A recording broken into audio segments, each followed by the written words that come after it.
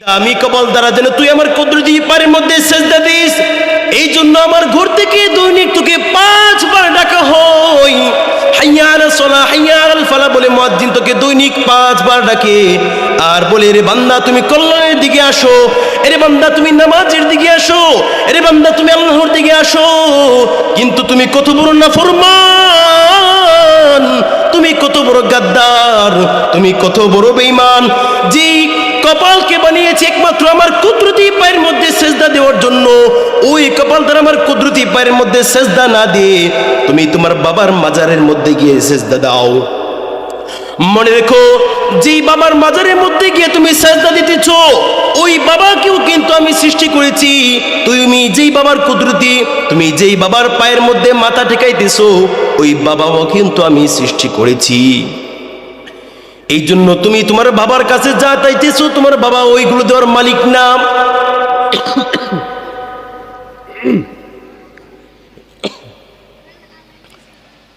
তুমি তোমার বাবার কাছে যা চাইতেছো, ওই বাবা তোমার এগুলো দেওয়ার মালিক না। সকল কিছু দেওয়ার মালিক হলাম একমাত্র আমি, রব্বুল আলামিন। ওরে বান্দা, শুধু কপাল নয়, আমি রব্বুল أدى الأمانة وبلغ الرسالة ونصح الأمة وجاهد في الله حق جهاده وصلوات الله وسلامه عليه وعلى آله الطيبين وأصحابه الغر الميامين ما اتصلت عين بنظر ووعت أذن بخبر وسلم تسليما كثيرا أما بعد فأعوذ بالله من الشيطان الرجيم بسم الله الرحمن الرحيم وما خلقت الجن والإنس إلا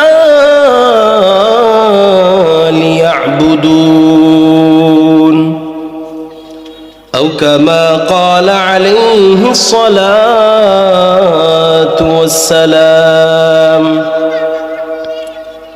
وقال النبي صلى الله عليه وسلم الصبر كنز من كنوز الجنة أو كما قال عليه الصلاة والسلام الحمد لله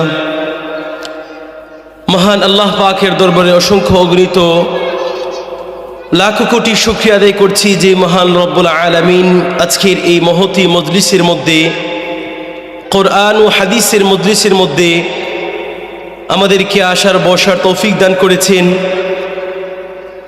সেজন্য মহান রব্বুল আলামিনের দরবারে শুকর আদায় করি আলহামদুলিল্লাহ।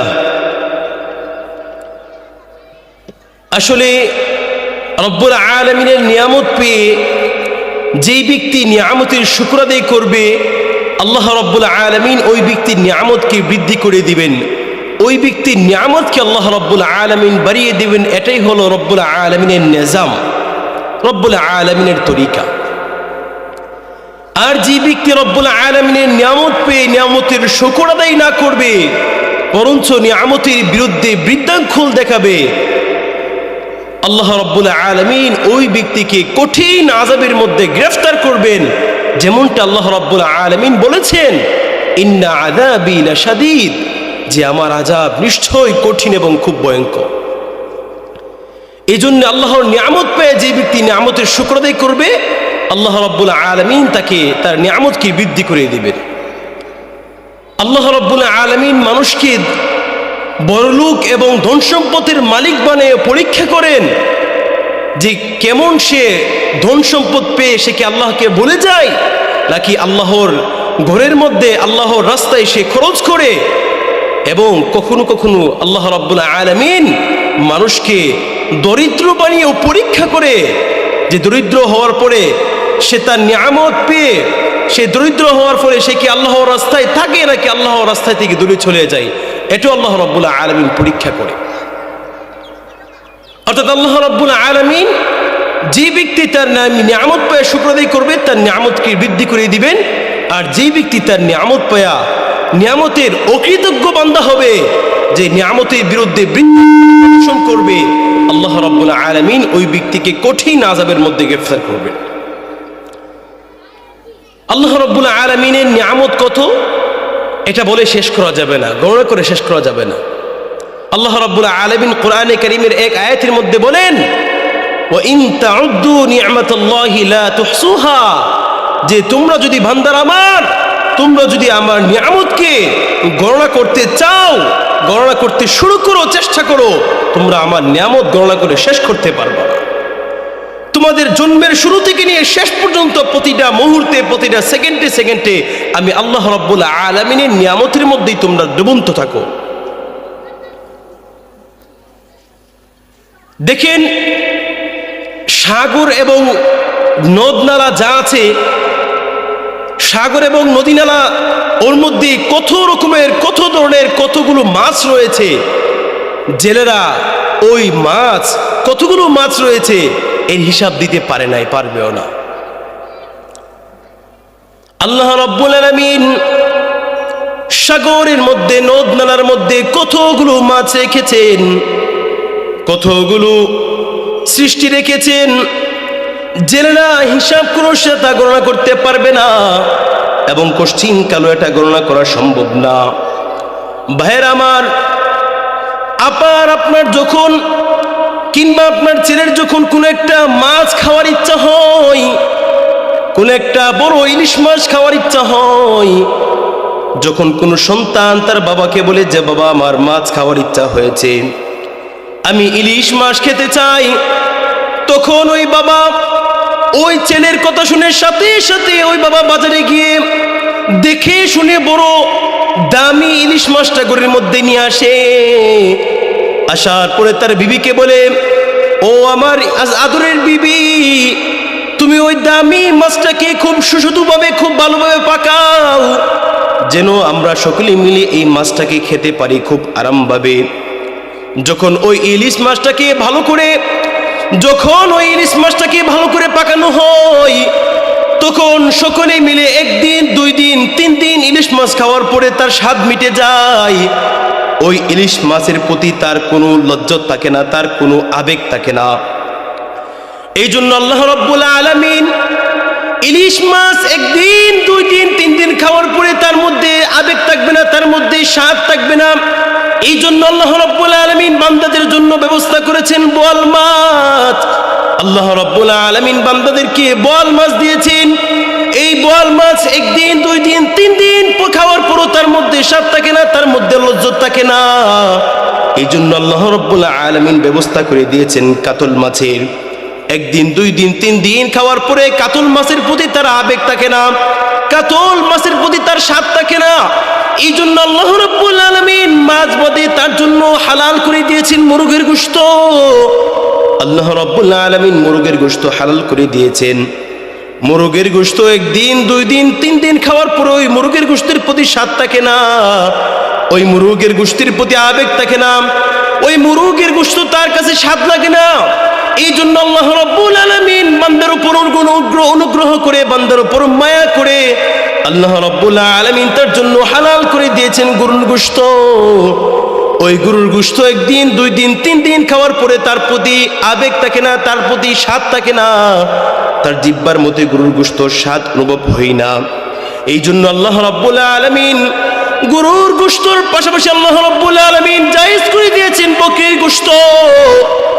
বকরির গোশত 1 দিন, 2 দিন, 3 দিন খাওয়ার পরে তার প্রতি লজ্জত থাকে না, তার প্রতি আবেগ থাকে না, তার জিহ্বার মধ্যে স্বাদ লাগে না। এই জন্য আল্লাহ রাব্বুল আলামিন বকরির গোশতের পাশাপাশি আল্লাহ রাব্বুল আলামিন ছাগলের গোশতকে তার জন্য হালাল করে দিয়েছেন। এই ছাগলের গোশত একদিন, 2 দিন, 3 দিন খাওয়ার পরে তার প্রতি স্বাদ থাকে না, তার প্রতি আবেগ থাকে না। এই জন্য আল্লাহ রাব্বুল আলামিন ওই ছাগলের গোশতের পাশাপাশি আল্লাহ রাব্বুল আলামিন হালাল করে দিয়েছেন দুম্বার গোশত। ওই দুম্বার গোশত একদিন, 2 দিন, 3 দিন খাওয়ার পরে তার মধ্যে আবেগ থাকে না, তার প্রতি স্বাদ থাকে না। এই জন্য আল্লাহ রাব্বুল আলামিন বান্দাদের উপর রহম করে, বান্দাদের উপরে ইহসান করে তাদের জন্য হালাল করে দিয়েছেন উটের গোশত। এভাবে আল্লাহ রাব্বুল আলামিন অনেক জিনিস, অনেক ফর্মুলা মানুষদের জন্য হালাল করে দিয়েছেন, যেন মানুষ দুনিয়ার মধ্যে আসার পরে তার নিয়ামতকে স্বাচ্ছন্দ্যে ভক্ষণ করতে পারে, তার নিয়ামত খেয়ে আল্লাহ রাব্বুল আলামিনের ইবাদত বন্দেগী বেশি বেশি করতে পারে। আল্লাহ রাব্বুল আলামিন ঘোষণা দিয়ে বলেন, এরে আমার বান্দা, আমি আল্লাহ রাব্বুল আলামিন এতগুলো রিজিক তোর জন্য হালাল করে দিয়েছি, তুই আমার এই রিজিকগুলো থেকে তুই খাওয়া দাওয়া কর, তা কোনো সমস্যা নাই। কিন্তু আমার দুঃখ, আমার আফসোস হলো ওই জায়গার মধ্যে যখন তুই আমার এই সমস্ত নিয়ামত ভক্ষণ করিস, যখন তুই আমার এই সমস্ত নিয়ামতকে আহার করিস, যখন তুই আমার এই সমস্ত নিয়ামতকে ব্যবহার করিস, আমার ওই নিয়ামতগুলোর পরে তুই আলহামদুলিল্লাহ বলে আমার শুকর আদায় করস না। এই নিয়ামতগুলো ভক্ষণ করার পরে যদি তুই আমার শুকর আদায় করস, আলহামদুলিল্লাহ বলে যদি তুই বলস যে আলহামদুলিল্লাহ, সমস্ত প্রশংসা আল্লাহ তাআলার জন্য, যেই মহান রব্বুল আলামিন আমাকে এই রিজিকের ব্যবস্থা করে দিয়েছেন, আমি না চাইতো আমাকে এই রিজিকের ব্যবস্থা করে দিয়েছেন, তুই যদি এমন শুকর আদায় করস, আমি আল্লাহ রাব্বুল আলামিন এর চেয়ে বেশি নিয়ামত তোরকে দিয়ে দেব। সুবহানাল্লাহ। এই জন্য ভাইরা আমার, আল্লাহ রাব্বুল আলামিন আমাদেরকে শুধু মাছ এবং গোশত নয়, বরঞ্চ এমন হাজার হাজার রকমের জিনিস রয়েছে, যে জিনিসগুলো আমার আপনার জন্য সৃষ্টি করেছেন, আমার আপনার খেদমতের জন্য সৃষ্টি করেছেন। আল্লাহ রাব্বুল আলামিন বলেন, এরে বান্দা, দুনিয়ার মধ্যে তোমার চোখের সামনে যে সমস্ত জিনিস তুমি দেখতে পাও, সকল জিনিসগুলো আমি আল্লাহ রাব্বুল আলামিন তোমার খেদমতের জন্য সৃষ্টি করেছি।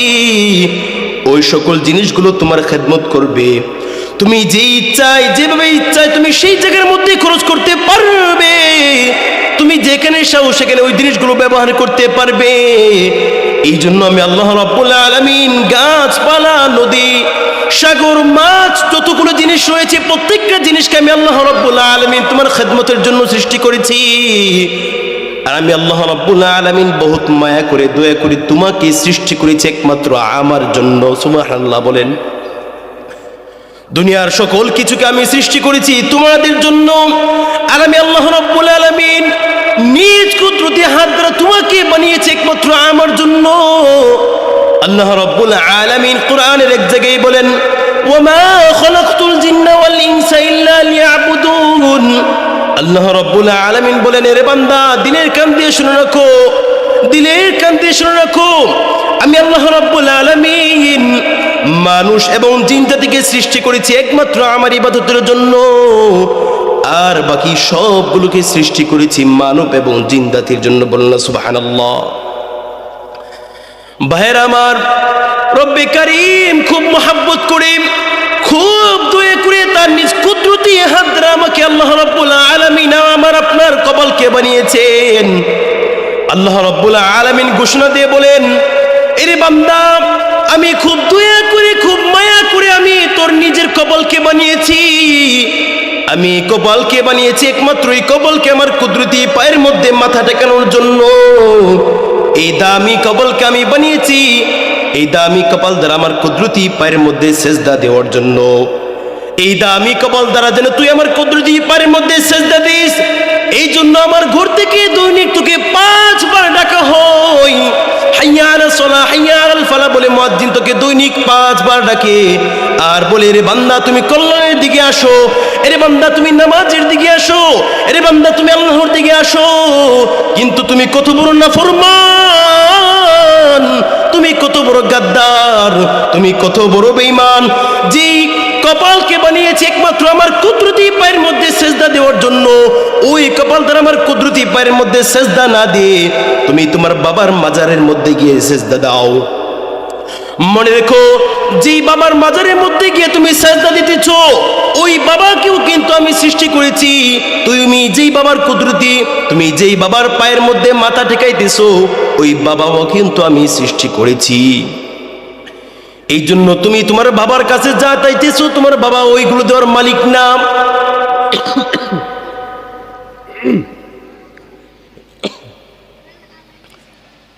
তুমি তোমার বাবার কাছে যা চাইতেছো, ওই বাবা তোমার এগুলো দেওয়ার মালিক না। সকল কিছু দেওয়ার মালিক হলাম একমাত্র আমি রব্বুল আলামিন।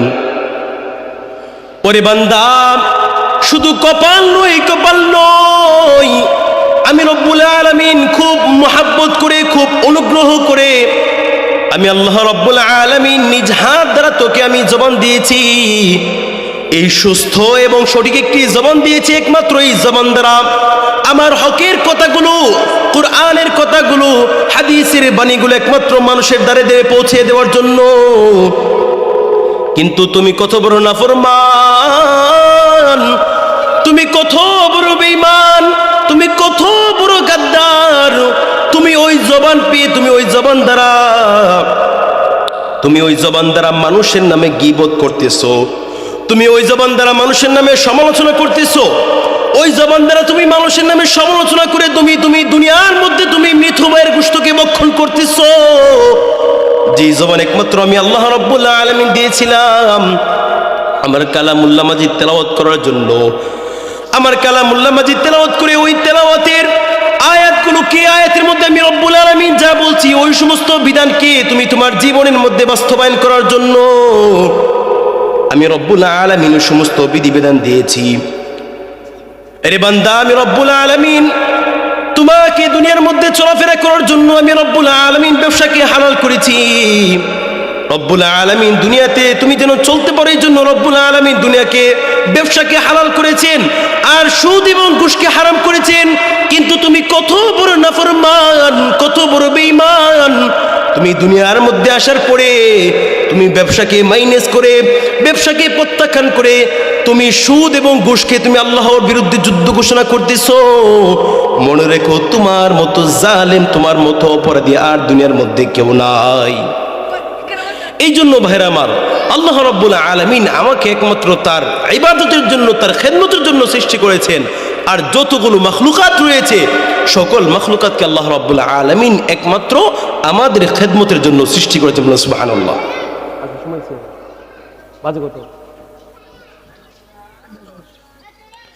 এই জন্য ভাইরা আমার, আমাকে আপনাকে একমাত্র দুনিয়ার মধ্যে যেই কাজ করব একমাত্র আল্লাহর সন্তুষ্টির জন্য করতে হবে।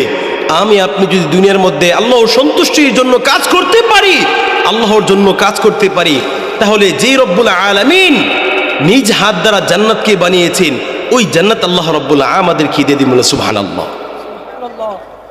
ভাইরা আমার, ইন্নামাল আমালু বিন্নিয়াত, দুনিয়ার মধ্যে যত কাজ রয়েছে, প্রত্যেকটা কাজের মধ্যে যদি আমি আপনি, যত ভালো কাজ রয়েছে, দুনিয়াবী কাজ হোক, চাই সেটা আখিরাতের কাজ হোক, ওই কাজগুলোর মধ্যে যদি আমি আপনি সঠিক নিয়ত করতে পারি একমাত্র আল্লাহকে সন্তুষ্টি করা এবং নবী করিম সাল্লাল্লাহু আলাইহি ওয়াসাল্লামের সুন্নতকে জীবিত করার জন্য, নবী করিম সাল্লাল্লাহু আলাইহি ওয়াসাল্লামের সুন্নতকে বাস্তবায়ন করার জন্য যদি কাজ করতে পারি, তাহলে দুনিয়ার কাজ হওয়া সত্ত্বেও আল্লাহ রাব্বুল আলামিন